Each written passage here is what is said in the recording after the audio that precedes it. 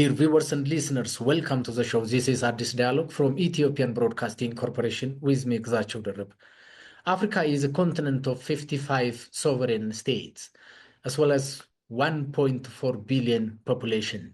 But how Africa is portrayed in different medias, both African medias as well as Western medias too.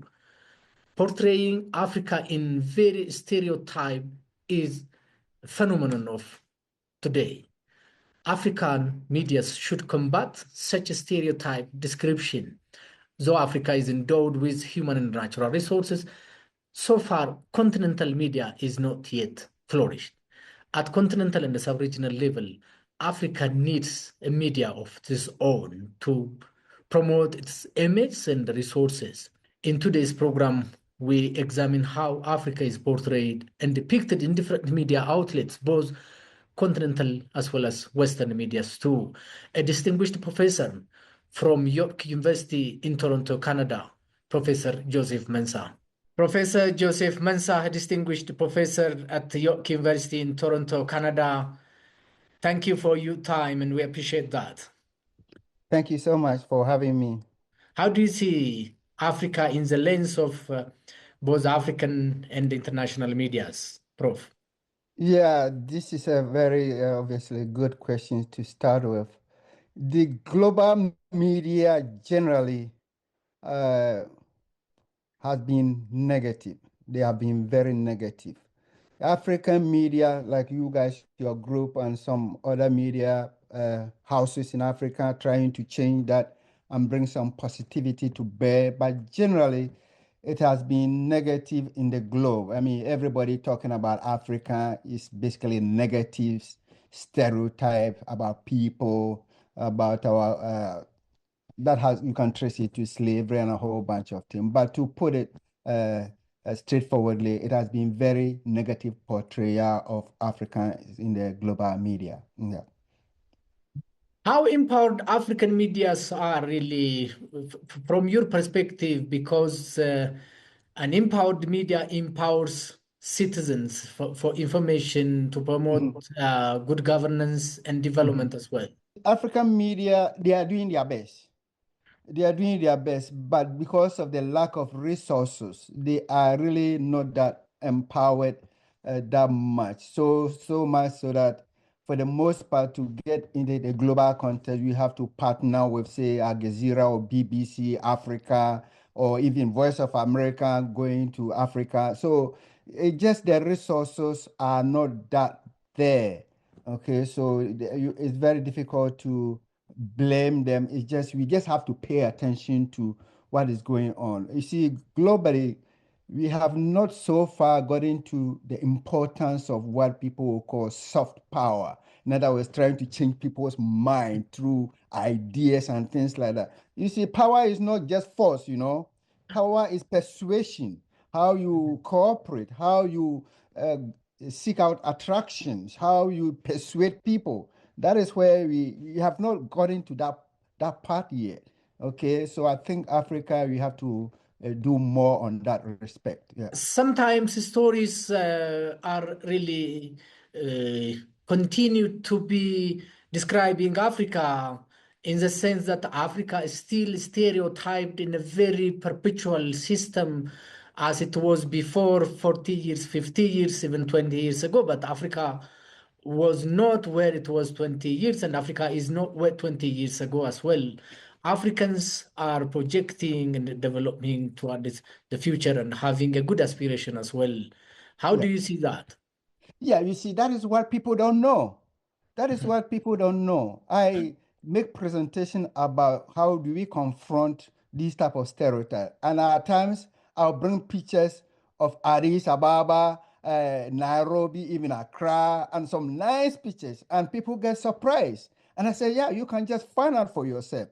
It's not like people sitting on trees or people can't find food to eat. Those type of images are just stereotypes, And so, for instance, I remember one of my presentation, I show Lagos, obviously Abuja, and I show the screen to them, and then I show slum in Lagos. I say, okay, now you have good part in Lagos, you have bad part in Lagos. Now, let me go to Vancouver. You have good part in Vancouver, you have bad part in Vancouver. Every part is there. So all these negative ideas about Africa is just, it's a way. Let me give it another twist here. You see, now when people portray you as negative, it's another way of telling the world that they are positive. You see, because we think in binary opposite, we think in us versus them.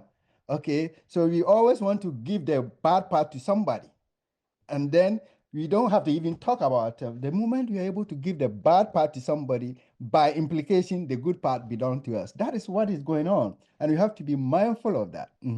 African medias should come together, have a Mhm, synergy of mhm, promoting African stories, mhm. multifaceted stories and many stories, but different, incorporating different voices as well.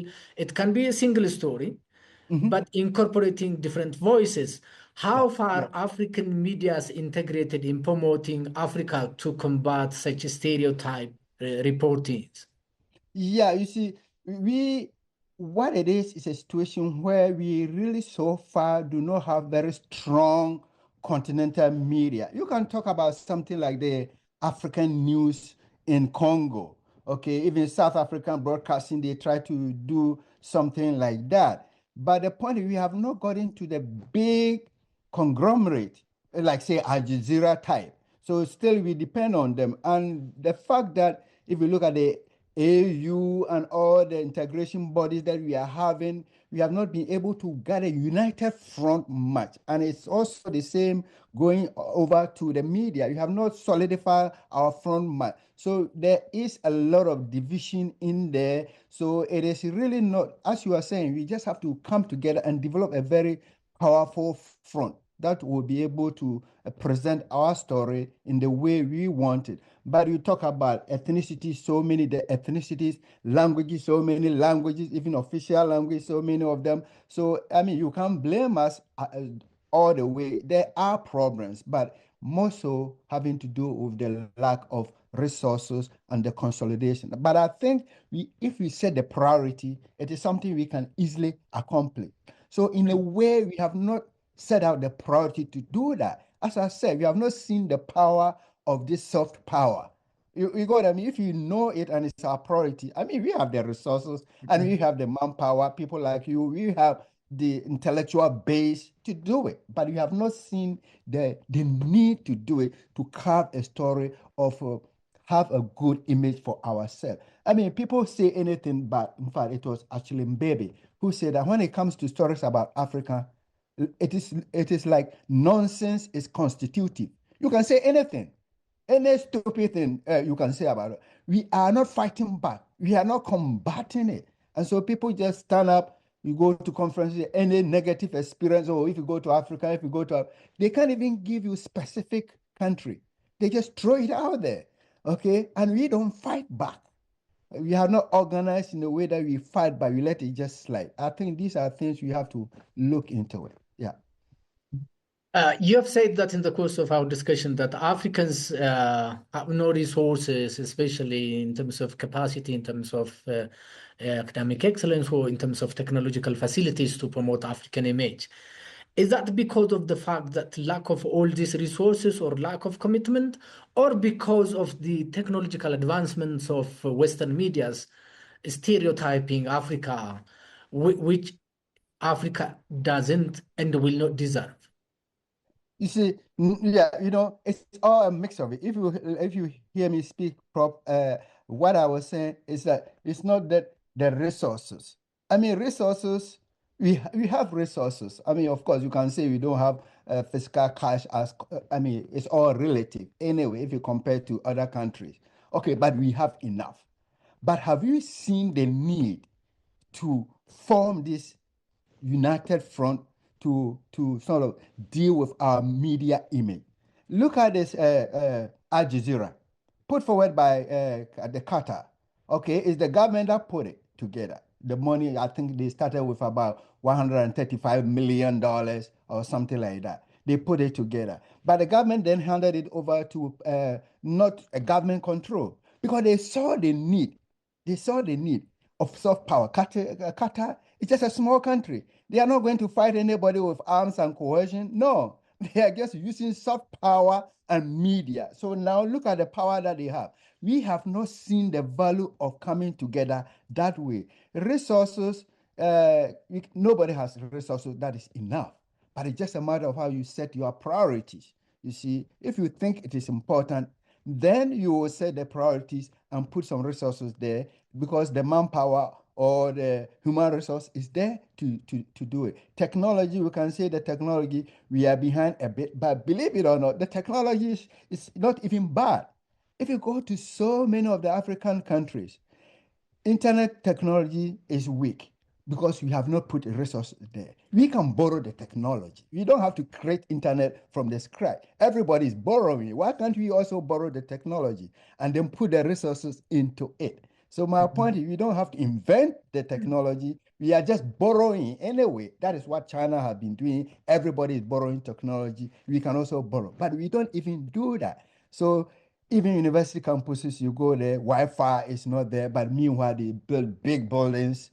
Okay, the physical material building is there, but the soft power of internet is not there. You have not seen, you don't put the money into this type of dynamics.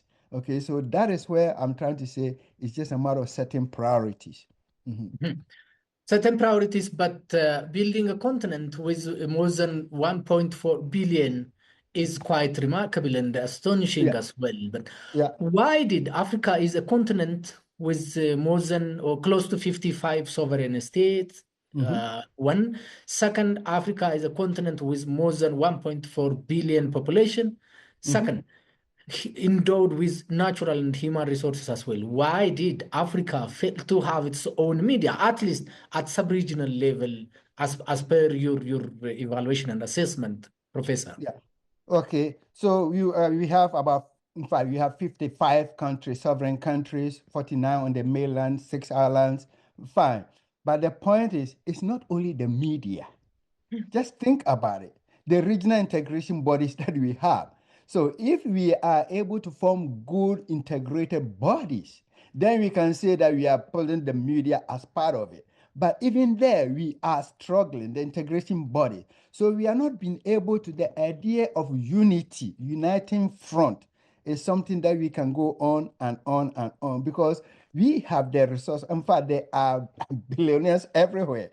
Okay, in Africa, I mean, you know that. So, but the point is, you have not been able to unite ourselves. It can even be in forming it in a regional consortiums. West Africa, the ECOWAS is there. We can solidify it and form one there. If we go to East Africa, there's the ECA there. There is the SADC in the south. Okay, we can form it, those type of chunks, and basically use that as the regional media front.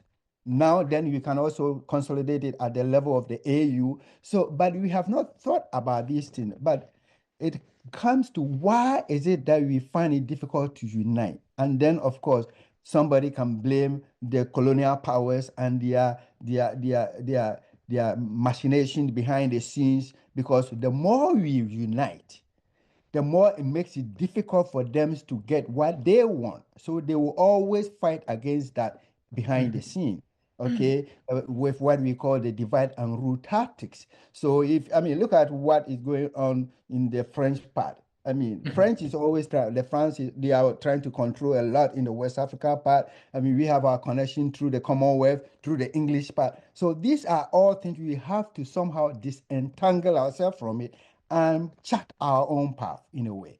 Mhm. Okay. The other issue is Africa, as we have already discussed in the course of our discussion, we've mentioned a continent with 55 sovereign member states, as well as close to 1.4 billion Billion. Yeah. population. Hmm. This is a huge resource, but how we going to promote such intercultural communication, promoting Hmm. African values, Hmm. telling African stories for Africans and by Hmm. Africans as well, other than blaming Hmm. uh, Western medias or transcending the legacy of blame game? Yeah. Professor, what's your take on that? Yeah, so we cannot blame the West. I always say that normally, if you want to deal with any situation, it's easier to go and blame the external, but the external will have impact only when there is an opening in the internal. In other words, if you don't open up, the external cannot come and infiltrate.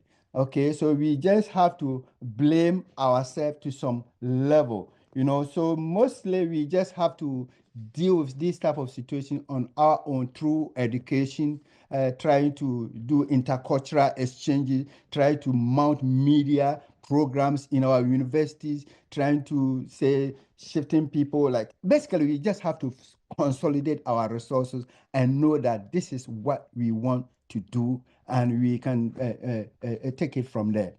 As you know, African heads of state gathered biannually discussing Mhm, different African issues, continental issues, sub-regional issues, and regional issues as well. mhm, What do you suggest for African leaders while gathering in different cities of Africa biannually mhm. to have a strong media outlet, which is a hub for all Africans promoting Africa, at least at continental level, to have good image, and also intercultural communication to be promoted in this regard? What's your take, and what do you suggest for African leaders? First and foremost, we have to be collaborative, pull resources together. Collaboration is important. One person cannot do it all. We have to be very, very, very cooperative, put emphasis on education and the importance of media. We have to do that. We are always, almost always mindful of ethnic diversity. It is the ethnic diversity that we have. In fact, on the global basis, there is no other part of the world where you can find that level of ethnic diversity than you can find in Africa. I mean, if you go to Ethiopia, ethnicities, so many, Nigeria, I mean, about thousands. So trying to bring this diversity together is a problem. So we have to be very, very, very creative. Not only our mother tongues are different, okay, but the official languages also are very different. So we just have to be creative, but we have to do it through coordination, cooperation, and high level of education. Uh, you are aware of it, actually, Professor. Kwame Nkrumah, the first Ghanaian president, 1957, during the inception of the OAU, said that Africa must be united, Yeah. otherwise Mhm. disintegrate. Yeah. Right? He said that, as well as Excuse me. Gracia Machel also said we have to give freedom for African medias to promote Mhm.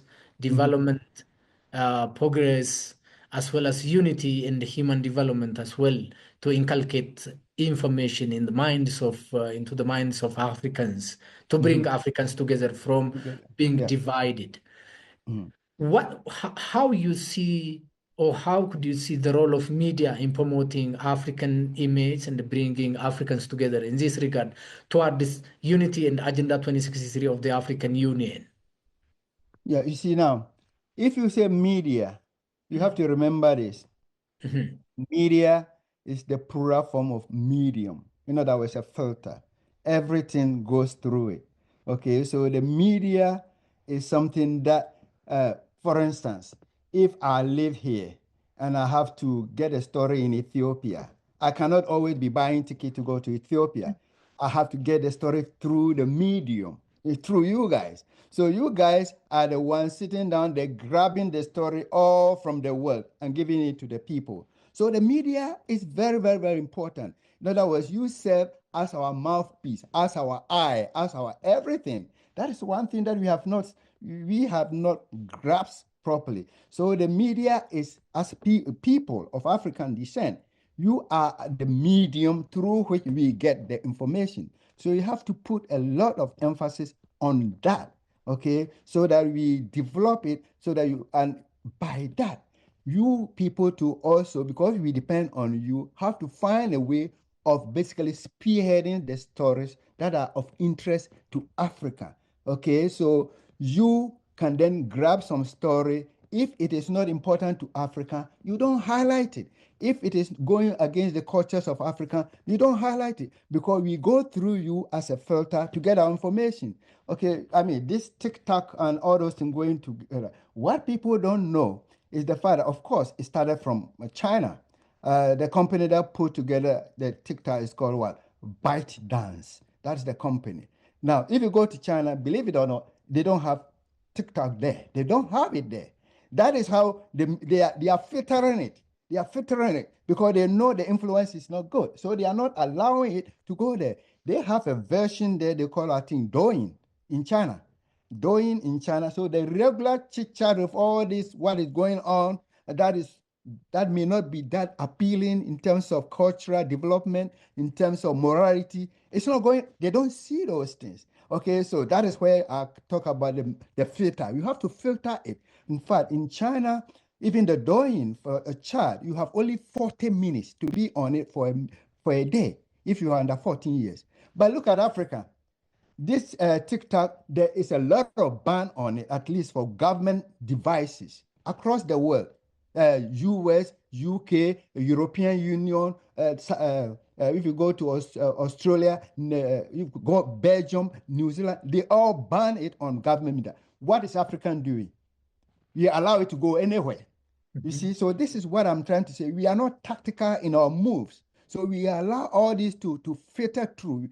We have to have our principles that we allow our media houses to filter and decide some of these things. And the government have to come together and give some guidelines. It's not like everything goes, everybody say anything that they want, everything is going everywhere. It's so haphazard. There's no coordination, there's no plan, there's no united front. So I think we have to do better in the front of the media. Any challenges you anticipate to bring all African medias together, or awaiting African governments to pay due attention for Africa's media to have a strong media hub at continental level? Any challenge you anticipate, Professor, Okay. to make it fruitful? First and foremost, we just have to see the light. We have to see the need for it. I mean, if we really see the need for it, we can do it. Unless you have the need and you have the political will, then the resources, as I said, is always not enough. But it's a matter of setting priorities and shifting from one area to a different area, depending on the need that you think is there. If the need is there and you see it there, we can. Better still, we have all these individuals who are billionaires. We can impart on them for them to see the need for this continental image building thing. Okay, so they can throw some money behind it. So even if the government cannot do it at the AU level, individuals can do it. There are some tactical moves that we have to make. Continental airline, Ethiopia, and I give my heart to you. You guys have it. We need something like that.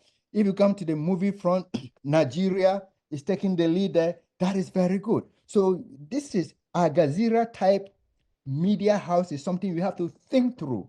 We have to think through. Now, recently in Nigeria, Dangote is developing oil refinery that is bigger than what is in the EU. These are tactical moves that we have as a continent. Join.